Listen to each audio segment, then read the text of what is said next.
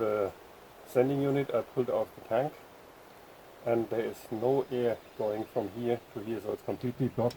I'm gonna try to see if I can open this up, because this part, the actual electrics, seems still to work. I'm gonna verify that too, but this is what it did look like originally. So I'm gonna try to clean this up, put a new filter on, put a new float on, and then once it is cleaned up, paint all this with Pure 15 tank sealer, which is gasoline resistant, and then hopefully this can be reused. I've just pulled the fuel filter off, and here you can see that this is completely clogged.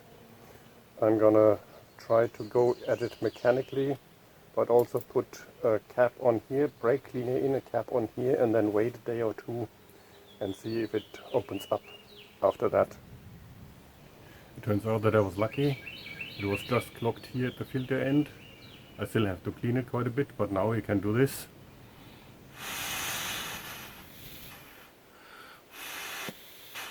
So it's completely open again. Still, I'm going to fill it with brake cleaner to flush out all the remaining debris that's in there, and once that's clean, then I'm going to start trying to restore this. So I've made a few steps ahead. I have disassembled the fuel cradle and cleaned and painted it. It's waiting to dry to be reassembled, and then I started working on the fuel sending unit, and it turns out I should be getting something of slightly under 40 ohm at full and roughly 280 at empty, and I started at 150 mega ohm. So turns out if you spray brake cleaner into this, first of all I sprayed in some silicone spray to get it all moving nicely, then I did brake cleaner, and then this, just rubbing it, scrubbing it clean. And now I am at 41 for full and 299, basically 300 for empty.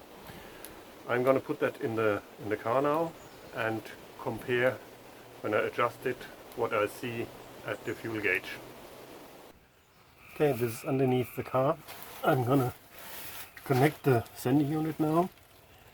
There is a large diameter and a small diameter plug that correspond to the sending unit, to the fuel gauge and the reserve signal.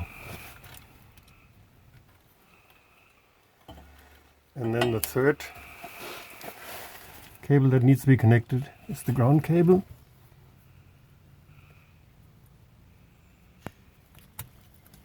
And now, so this is right side up.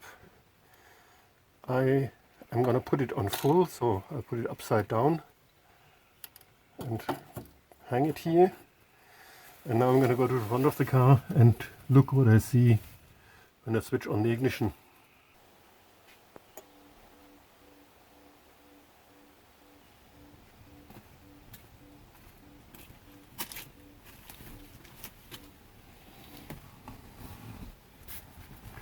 Okay, the fuel gauge is slowly coming up. That is normal. It is highly damped to not make it fluctuate if you go over a bump or something. So it's going to take maybe a minute or longer to go all the way to its top spot. And with 41 ohms we should be getting close to full.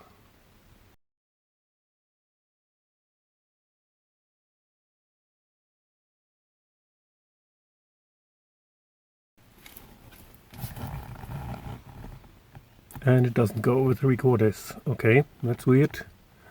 Let's see what happens if I put it all the way to empty.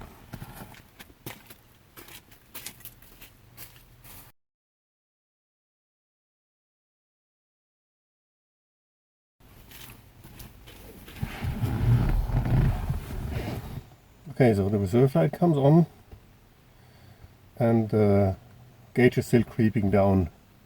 In reality, of course, it would go close to empty and then the reserve light would be coming on. Okay, so anyway, reserve light works, it does show empty. Now I'm going to put it somewhere in the middle where I would expect half full would be.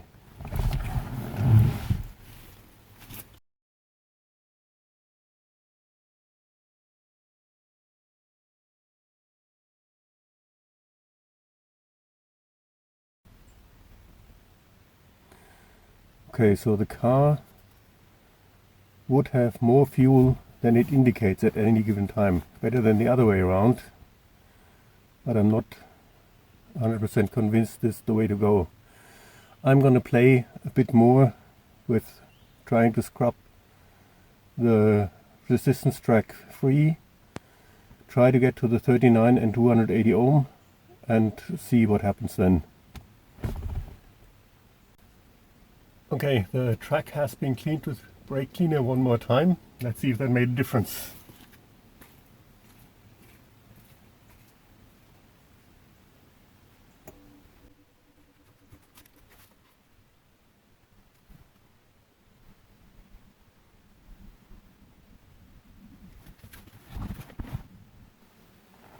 Tiny bit, not a whole lot, but it does get between 3/4 and full now.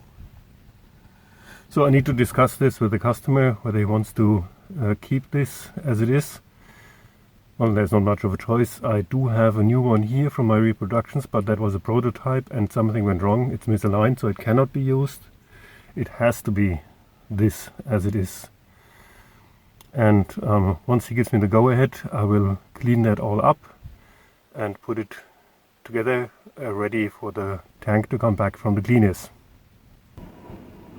So once again, I'm going to put it on half full and on empty and see what I see here. I would expect it to be a bit after half then, and again for totally empty.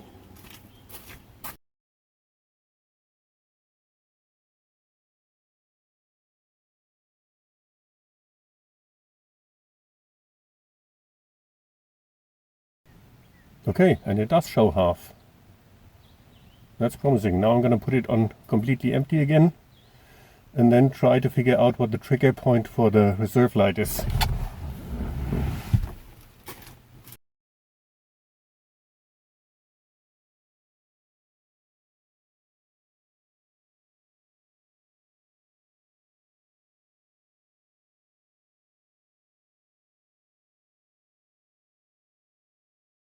I've just been experimenting with the fuel sending unit underneath the car, and I just wanted to show something. So this is empty, this is full, and the time when the reserve light comes on is about here. That's maybe a millimeter or two between this little metal tongue here and the lever. So the reserve light is when the fuel is really low, just to let you know. And this is what it looks like after cleaning. Definitely not the prettiest thing in the world, but a lot better than it used to be. And still going from 41 to 298 ohm. So what I'm going to do next is paint the outside and then wait until I get my tank liner paint and paint everything that's on the inside, of course, without anything getting into the electrics here. Then I'm going to put a new filter on, a new float, and then this is ready to go. This is about reviving the fuel level sending unit for the dash, in the tank for the dash of 409. You might remember it looked like this when I pulled it out.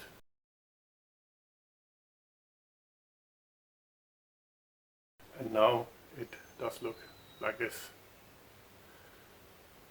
And I got so carried away with it that I did not record anything I did. So I just did a few tests that we're going to see after this, how it worked underneath the car when I got it clean, and that was pretty much all I did. So the main thing I did was checking if this still works. The next step was to put some oil on both sides of this axis where it rotates around. Then after I got that, I hooked up an ohm meter.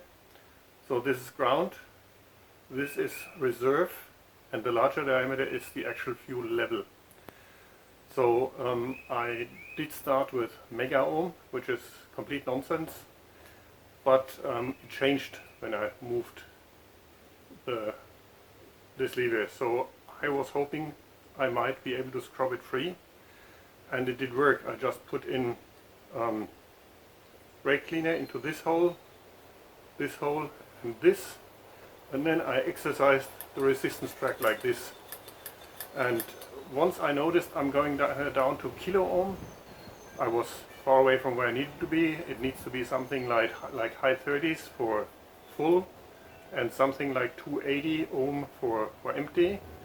But then I just kept going, and in the end I arrived there. I did a test underneath the car that you're going to see next, and I think this is usable. The next thing I did was, after I verified it works, physically clean it with a rotating wire brush, and then paint it with, in my case, for no other reason, that I found this first 415 fuel tank sealer, which I hope is fuel resistant, because I cannot use regular spray paint and then have it flake off and go up into the injection wells or clog my fuel filter. So I want something that's gasoline resistant, and I used that. Also put on a new filter that was completely clogged, and also a new float. The float, when you shook it around, the old one, you could hear the gas inside, so that was leaking as well. Basically nothing worked on it, and both ends were clogged also with some sort of debris. Now I'm going to test the fuel sender against an older one that I have here. I don't have any origins anymore. I sent the last original to the manufacturer who makes the new ones, but at least I can compare two against each other. Hopefully they are okay or similar enough. So I'm going to connect to the ground pin, and the larger diameter on these, as I said, this is the reserve light, and this is the actual fuel level signal. So let's see. I get 260 for empty.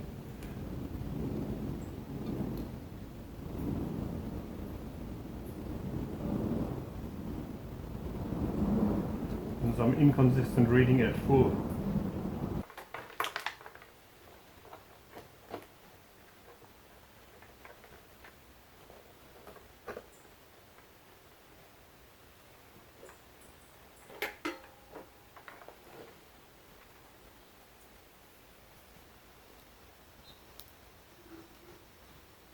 That is much better.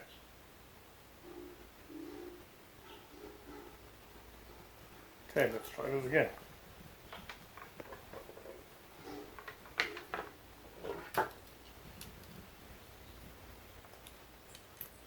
Ground and level signal.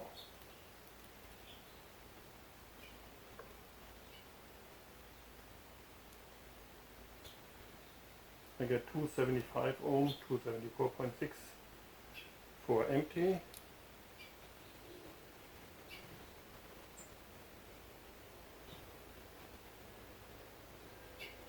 And 38.5 for full, 38.4. Full, empty and full. Okay. So this one, for reasons I don't understand, probably we're on the resistance track or something, this one shows more pessimistic values.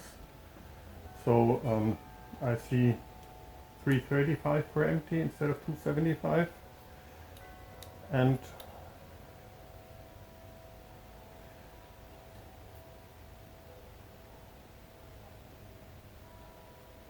$39.7. So that's 1 ohm more, shouldn't be too different. 334, 39.5. 334, 39.8. So this basically means that this unit shows more pessimistic values. You always have more fuel than you think you have, and the car thinks it has. Now I'm adjusting this parallel to this as an arbitrary position. I have roughly around 140 ohm. Okay, I need to hold my. So 140 ohm on this one.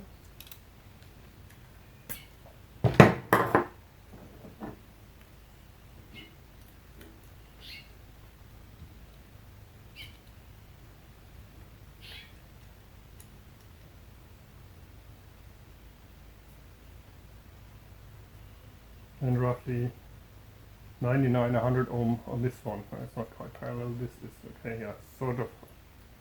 Yeah, between 99 and 100, closer to 99. Anyway, so this will show a full air tank, and this, but this still means that this is a fuel sending unit that can be used, and you just need to be aware that this is more pessimistic, that you have more fuel than you think, unless the reserve light comes on. The reserve light comes on just about here, so there is almost no fuel left when the reserve light comes on.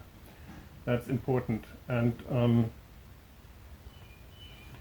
as I said, until I have my reproduction units here, whoever can save the original needs to try that. Once I have the reproductions, that problem, that bottleneck is over. Thanks for watching.